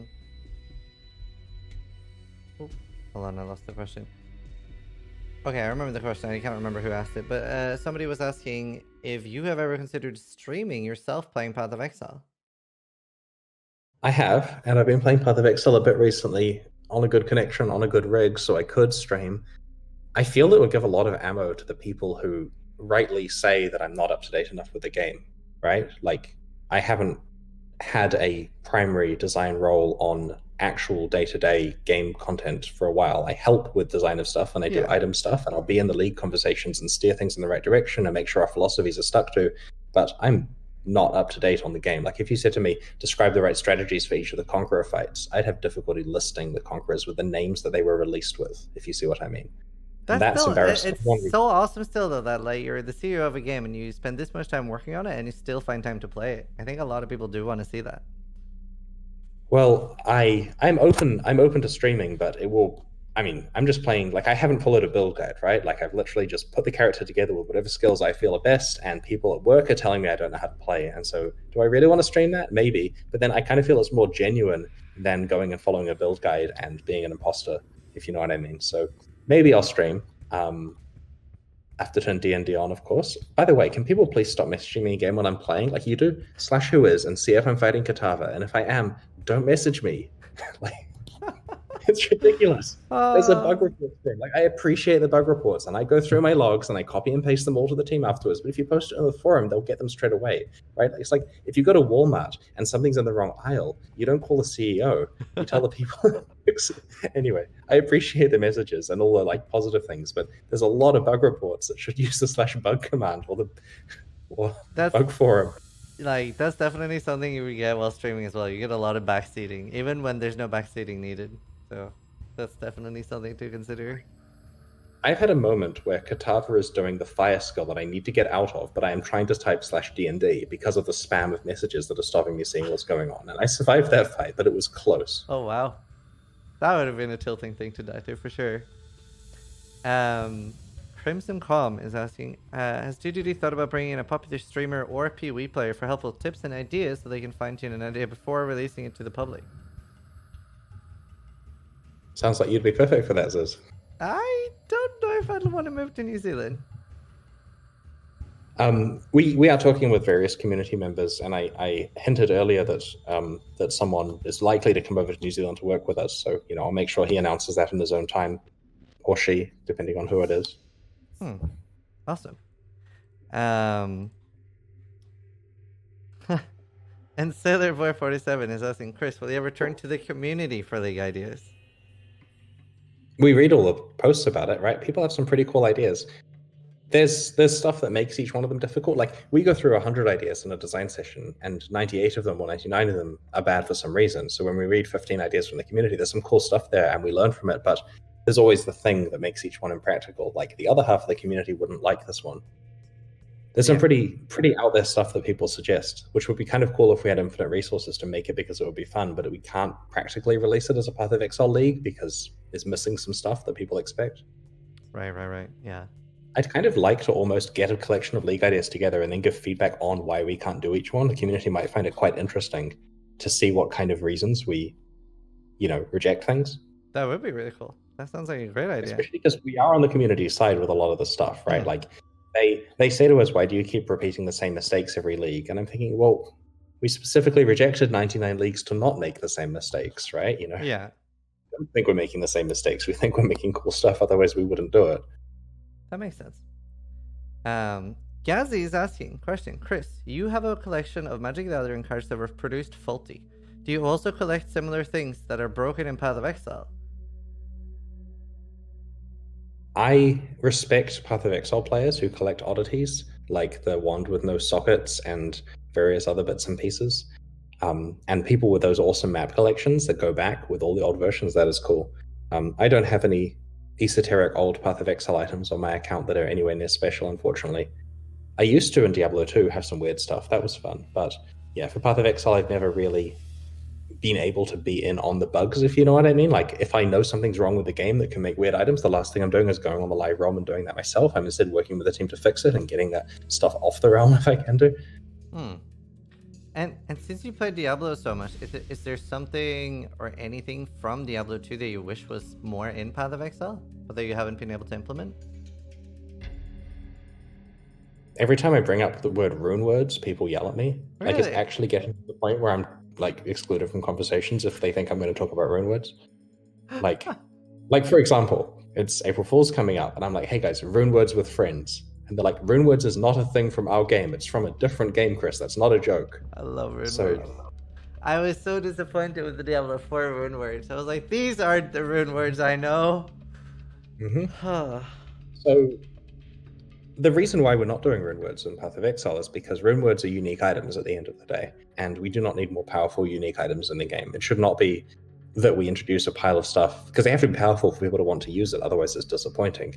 And we need to get it to be people having diverse characters built around rares that they've crafted. And so more things like influence that let you make cool rares, and we have good ideas for that in the pipeline, is probably a better direction than just here's some more powerful homogenous designer built items undermining the entire crafting system of the game. Yeah. And did you personally want set items in Path of Exile, or were you part of the reason why they're not? I was against set items. Nice. I think everyone's against set items. I mean, we kind of do soft set items in various ways, like items that have synergies to go together, right? You know, like this goes with this. But the problem is that this then becomes the more uniques thing, right? So we're careful with it as opposed to encouraging players to be covered in uniques. Yeah. And did you like charms? No. My inventory's full as it is. Yeah, for sure. Merkos is asking, Chris, are you a Lovecraft fan? It would explain the theme of items and the fishing madness. Eric is, and Eric's our creative director. So anything thematic in the game in terms of like the tone or the way things are represented or the colors and that kind of stuff, Eric has a hand in making sure it's consistent with our style. Awesome. Garth the Sloth is asking, what will happen to grinding your games when you retire? Thanks. I would only retire if there was a good plan in place, and there isn't, so not retiring. You know, it'd have to be that I knew. I'd have to know with full confidence that the team could carry on and that all the philosophical stuff was imbued in other people. And I don't think we're anywhere near that stage. Like, I think that, I mean, look, Mark, that's Neon, could happily make the game, right? Like, the leagues would get made, everything would be fine, but I'd want to make sure that all the other bits and pieces were supervised well. You know, like Bex has a good handle on communication and knows how we represent stuff, but there's still enough other things that kind of need me and Jonathan and Eric to inject our philosophy in that it's not really a practical thing at the moment. That makes sense. Aquarius is asking, does GGD watch streamers and try to get feedback from streams? And who do they watch the most?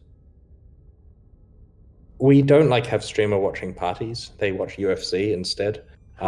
But the individual staff members do watch their favorite streamers, right? I'll constantly hear bits and pieces. I mean, Reddit's really good with clipping stuff from your streams whenever something cool happens. By cool, do you mean me dying? Or falling off a chair. Yeah, oh yeah. That was good.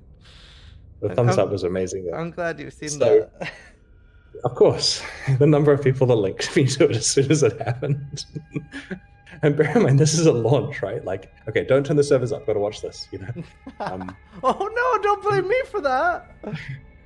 It was like a minute late. So anyway, we do see cool things that happen from streams, right? Like, you know, when Crip had the double Ilera corpse explode thing, we thought to ourselves, how can we get more of this? Oh, that's pretty cool. Embu is asking, on the topic of alpha, have you considered bringing in more players to it?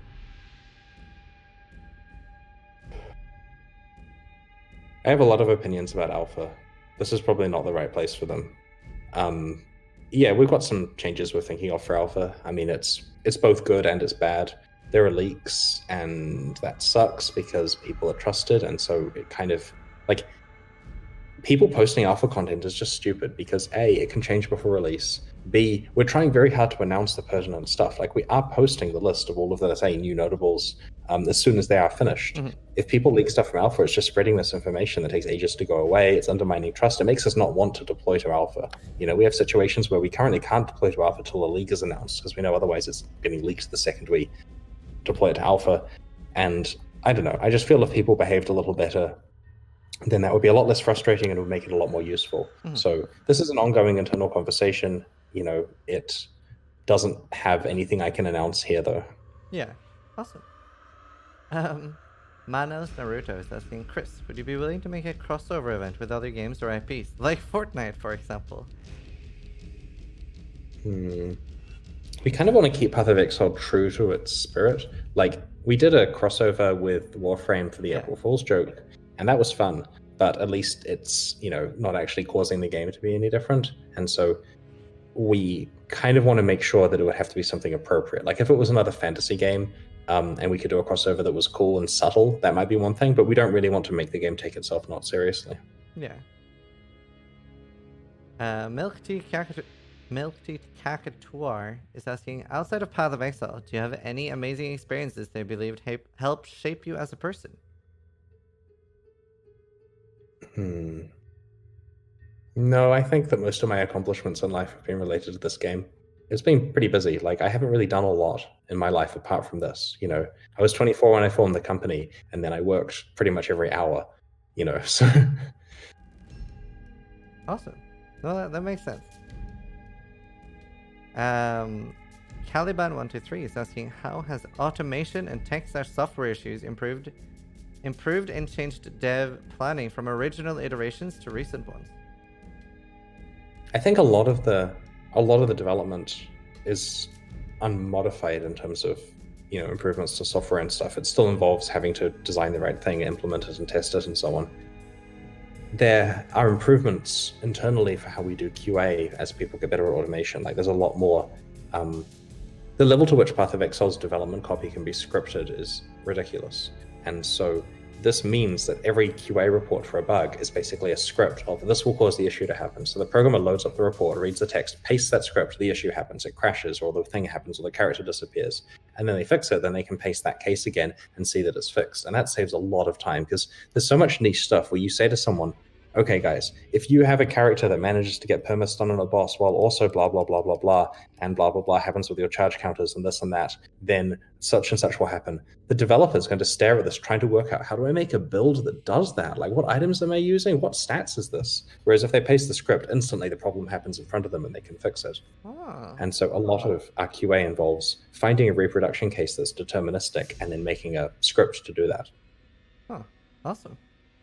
GunfinX is asking, what is your favorite programming language and why?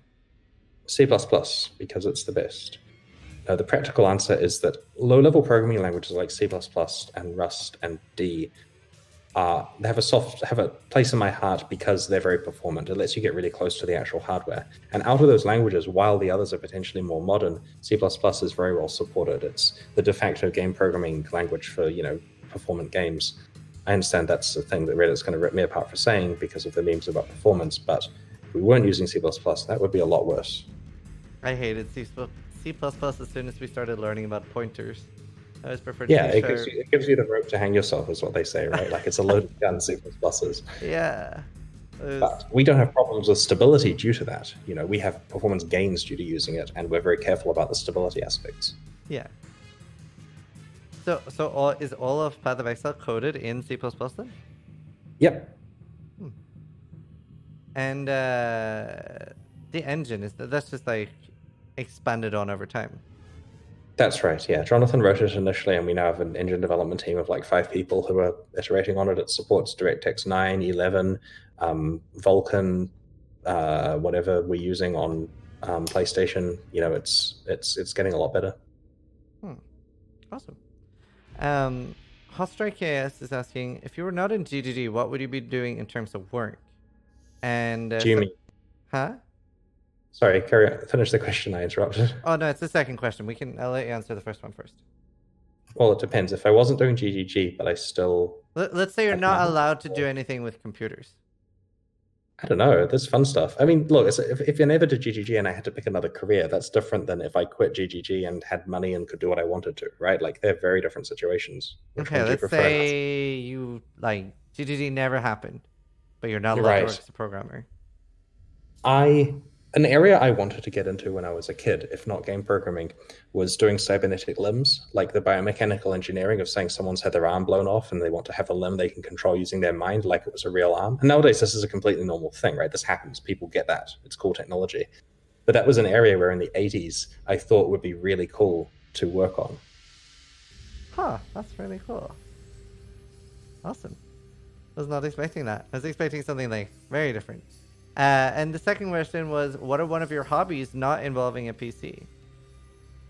I actually run, even though it doesn't look like I do. So that's something that I used to do. Before I started Path of Exile, I used to do half marathons and was a lot thinner. And over the last year, I've been taking that up again, and it's been having very positive health benefits. I'm actually like taking my exercise really seriously at the moment. I have a personal trainer 3 times a week, run a lot. Awesome. I mean, obviously with social isolation, I guess I'm not seeing my trainer for a little while, but yeah, it's I've been really enjoying exercise over the last year, and aside from that, I'm spending my time, sorting my magic cards and stuff. That's awesome. I'm happy to hear that. CUGWA is asking, how long have you had the Delirium protagonist planned lore-wise, or is he brand new? He was present in the Fall of Oriath as one of the gods that was mentioned, and so he was perfect for that. And we also toned that way down. It's like we didn't want to announce the league as, okay, so there's this trickster god and he's going to screw with you and stuff like that. We just said, for mysterious reasons, there are these mirrors. Why? You'll find out. And so that's trying very hard to make players like work to find out what was going on, as opposed to just telling them, there's Alva, she's going to take you back in time. Speaking of lore and lore-related things, Harbinger seemed like there was supposed to be a lot more with it. Were you guys hoping that players would discover more about Harbinger, like the language and stuff? They've discovered quite a lot. We've still got Harbinger stuff still to do in the future one day. Ooh, awesome. Celero is asking, what does your work schedule look like over the 3 months between releases, and how much do you travel per year? Well, I can't leave the house. My traveling. So 2 years ago, I had 71 flights in 2018. Last year was 25 flights. This year's been like 4 or 5 or something like that. So I'm trying very hard to tone down my travel. Wow. Do you enjoy flying? No, I really hate flying. So travel, like doing 71 flights in a year is just obnoxious. Yeah. And, I mean, like I haven't been to China since 2018, which is, I mean, I love China, but I'm really enjoying not having to travel to China, if you know what I mean. It's a long way. And, yeah. I like being there because I'm studying the language, another hobby, that's the thing. So it's fun being able to talk to people in Chinese and to, bathe in the very, very, very different culture and everything. And to see all the fancy Tencent stuff because their buildings are amazing. Oh, yeah. And they take you to some really nice meals and stuff. But traveling to China involves long flights with cramped seats and Chinese airports, which are very busy and very scary because they have robots, and the robots talk to you in Chinese, and I can't understand robot Chinese. Oh, and so that's so cool. Travel I'm trying to minimize. What was the question? How long is the flight there? It's about 12 hours. Well, that's not too bad. Flying to New Zealand was rough. Pretty rough. Yes, that is a long way for you to come. You came from far in Europe. Yeah. The Edgex is asking question. Have you been enjoying the research reports on phishing secrets in PoE that have been flaring up on Reddit the last couple of weeks? I have been enjoying them, and I am also impressed that among the bug reports, people are whispering me a lot of phishing questions in game. That's interesting. I can't answer them, or maybe I'll reply with a random smiley face, but interesting theories. Awesome. Are there any other members that work as programming or something else that have done voice acting for Path of Exile, or are you the only normal staff member, so to say? Our voice director from back in the day, Damien, did the Marauder voice initially, I believe. And so, he was the person who was casting our various voice actors and doing the direction in the studio. Other than that, Eben, our video guy, does a first draft of the trailer voice. He puts on whatever voice the character is for our internal development of the trailer before we replace it with a real voice actor. And so sometimes I imagine the antagonists and stuff speaking with Eben's voice. Awesome. Ambivalent is asking, can Chris explain the league generations? What separates them?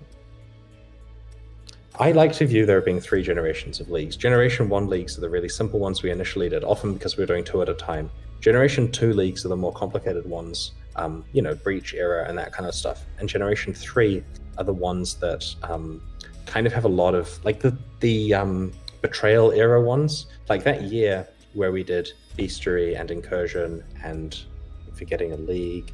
That's right, Delve and Betrayal. Those are Generation 3 leagues. They're basically expansions unto themselves, right? Like, compare Tempest with Delve. There's a big gap there. I love Tempest. Tempest is fun, but if we release a league like that these days, there'd better be some really good expansion content going alongside it. Otherwise, or some meta changes or something, right? We couldn't say same meta, no new features. Also, there's Tempests. We get a lot fewer players in that league, so we feel it's important to try to hit, the trifecta of these things. Jake Curry is asking, are there any builds or interactions or hybrid items that you guys know of on the dev side that haven't been discovered by the community? The team do mention this. I do not know enough about the game in its current state to be able to exactly and precisely hint at anything there, and I probably shouldn't be anyway, because the whole point is you guys haven't worked those things out. But it's frequently the case that, like, put it this way, they'll buff stuff, and then it gets overlooked, and then later it'll get buffed again, and then it's sitting there in a really powerful state, and everyone's focusing on the thing that was good that's been nerfed by 5% a couple of times or run into the ground, and everyone's not seeing the thing that's been buffed. And that's a cycle we've seen a lot of times. I mean, there's obviously cases where we clearly signal it, like, hey guys, it's time to use animate weapon. But there are other things that are pretty good, which I haven't seen a lot of community discussion of that people have mentioned in the office. Yeah, that makes sense. Nevermoon is asking, has the windfall for the deal with Tencent substantially changed your lifestyle or living standards? I owned a lot of Path of Exile way before that, and so I was comfortable from the moment we started selling anything in the game. So I haven't changed my lifestyle. No more Black Lotuses? I have more Black Lotuses, but these are an investment. Cute Dog. I had all 4 of these Black Lotuses pre-Tencent. Oh, okay. Cute Dog is asking, Chris, what is your favorite anime? I don't watch anime. Oh, you just broke his heart. He is crying right now. But to answer the question, I think it was called Steam Boy a number of years ago. It was like an anime movie that Jonathan showed me, and I enjoyed that, so I guess that one, because I haven't seen any others. Okay. Zizaran is asking, hey Chris, what is your favorite food? We determined earlier that it was pizza without pineapple, right? No, that was just if you liked pineapple on pizza or not. You can have a different favorite food. I'm way too into bad food, unfortunately, so that's something I've been working on. And I probably should come up with a healthy answer if my trainer watches this, but no, we'll go with pizza without pineapple. Alright. Go Cool Nap is asking, will GDD ever release their game engine to the public so that other gamers can create games using it? So we can't release the Path of Exile engine because it's too tied into Path of Exile. It's designed for exactly what Path of Exile needs, which is great. And I understand it's bad to say because therefore we perform well, because I will be eaten alive for saying that. But yes, it does improve performance for it to be designed around what we need. If we were using an off-the-shelf engine like Unreal, for example, then it would be slower. And one of the reasons, I should say, by the way, that the performance is substandard occasionally is because a lot of stuff goes on in Path of Exile. You get a lot of entities, they're doing a lot of calculations, and there's a lot of effects due to the fact that they're all doing various skills and stuff. And so we're making the best of that situation by trying to display everything correctly, and that of course will lead to situations where it slows down. We are aware of this, we are working on this, there are things being done. If we were using something that wasn't our own engine, of course it would be even worse. Now, in terms of licensing it to other people, we've pretty much had to say no to everyone who's asked because it's just too hard to pull it apart from Path of Exile to get them to use it. I kind of had this idea a few years ago that I wanted to make a general action RPG construction thing where Path of Exile is a game implemented in it and you can make your own. So there's all the tile sets and monsters and stuff available. You can import your own and design your own skills and that kind of stuff. And that'll be cool, but it's really just a big distraction, right? Like that's years and years and years of work from a lot of people to make a thing that maybe no one would use. And I understand the response is like, oh, I'd love that. And I would love that as well, but it's practically not something we can really do without slowing down development on the core game. It's just a pipe dream I have where wouldn't it be cool for everyone to make their own action RPGs backed by, secure online servers and league cycles and easy content tools and all that kind of stuff, which would be a lot of fun, but probably never going to happen. Yeah, that makes sense. Moshi Dokugo is asking, was he at any point involved in the writing of the lore or the story of the game? I contributed to the discussions of all of the Act 1 through 4 stuff. So for Acts 1 through 4, I was in every meeting. I was pushing for Oak to be moved to the good side of the Val passage, for example, and the Val ruins, and very instrumental in Acts 1 through 4 stuff. For 5 through 10, I was significantly less involved. I'd see the stuff after it had been decided, and I'd just give some feedback on it, bits and pieces here, occasionally commenting on something.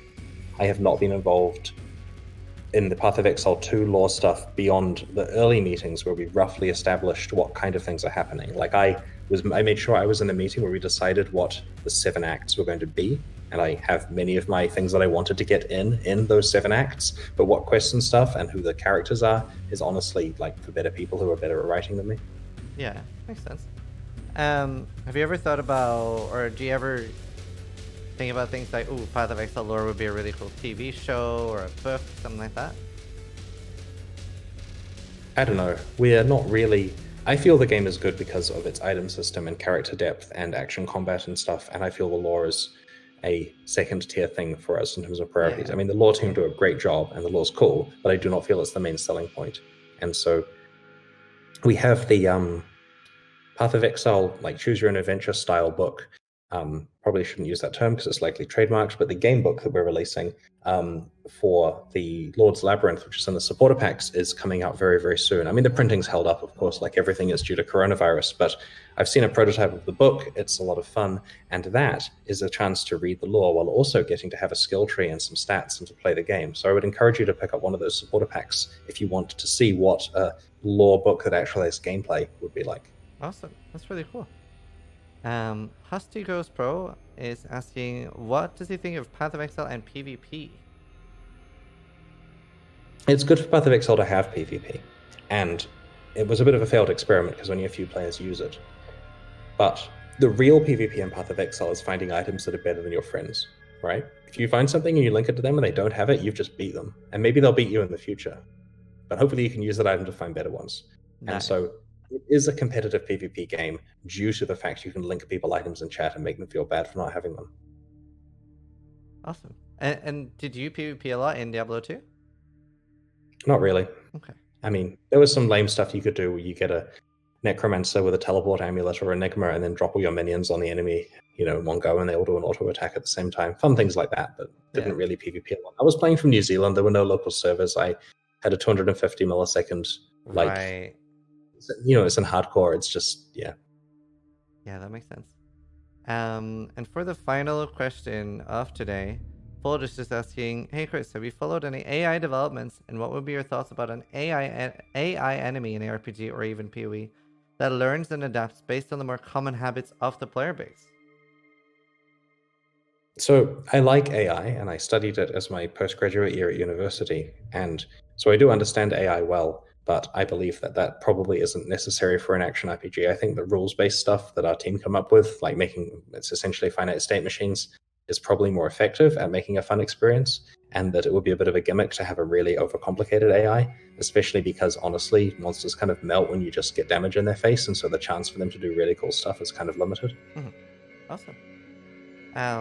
That was the last question we had, and we're out of time as well. So thank you so much for joining us today. Chris, do you have anything in particular you want to say to the community or something? I had a great time. Thank you for the questions. And I understand that a lot of people wanted us to talk more detail about various Delirium fixes and that kind of stuff. And this is something we're not only working on, but the team are making sure to communicate clearly about the progress of. VEX is replying on Reddit wherever she can about the status of how the different things are up to. Natalia's pushing for us to get a news post out of more stuff we're working on related to that. So even though we didn't just go through every single complaint, which honestly I can't personally answer to your satisfaction on this call, there's a lot going on there. And so, I mean, look, I'm honestly enjoying the league, so I know it's not that bad.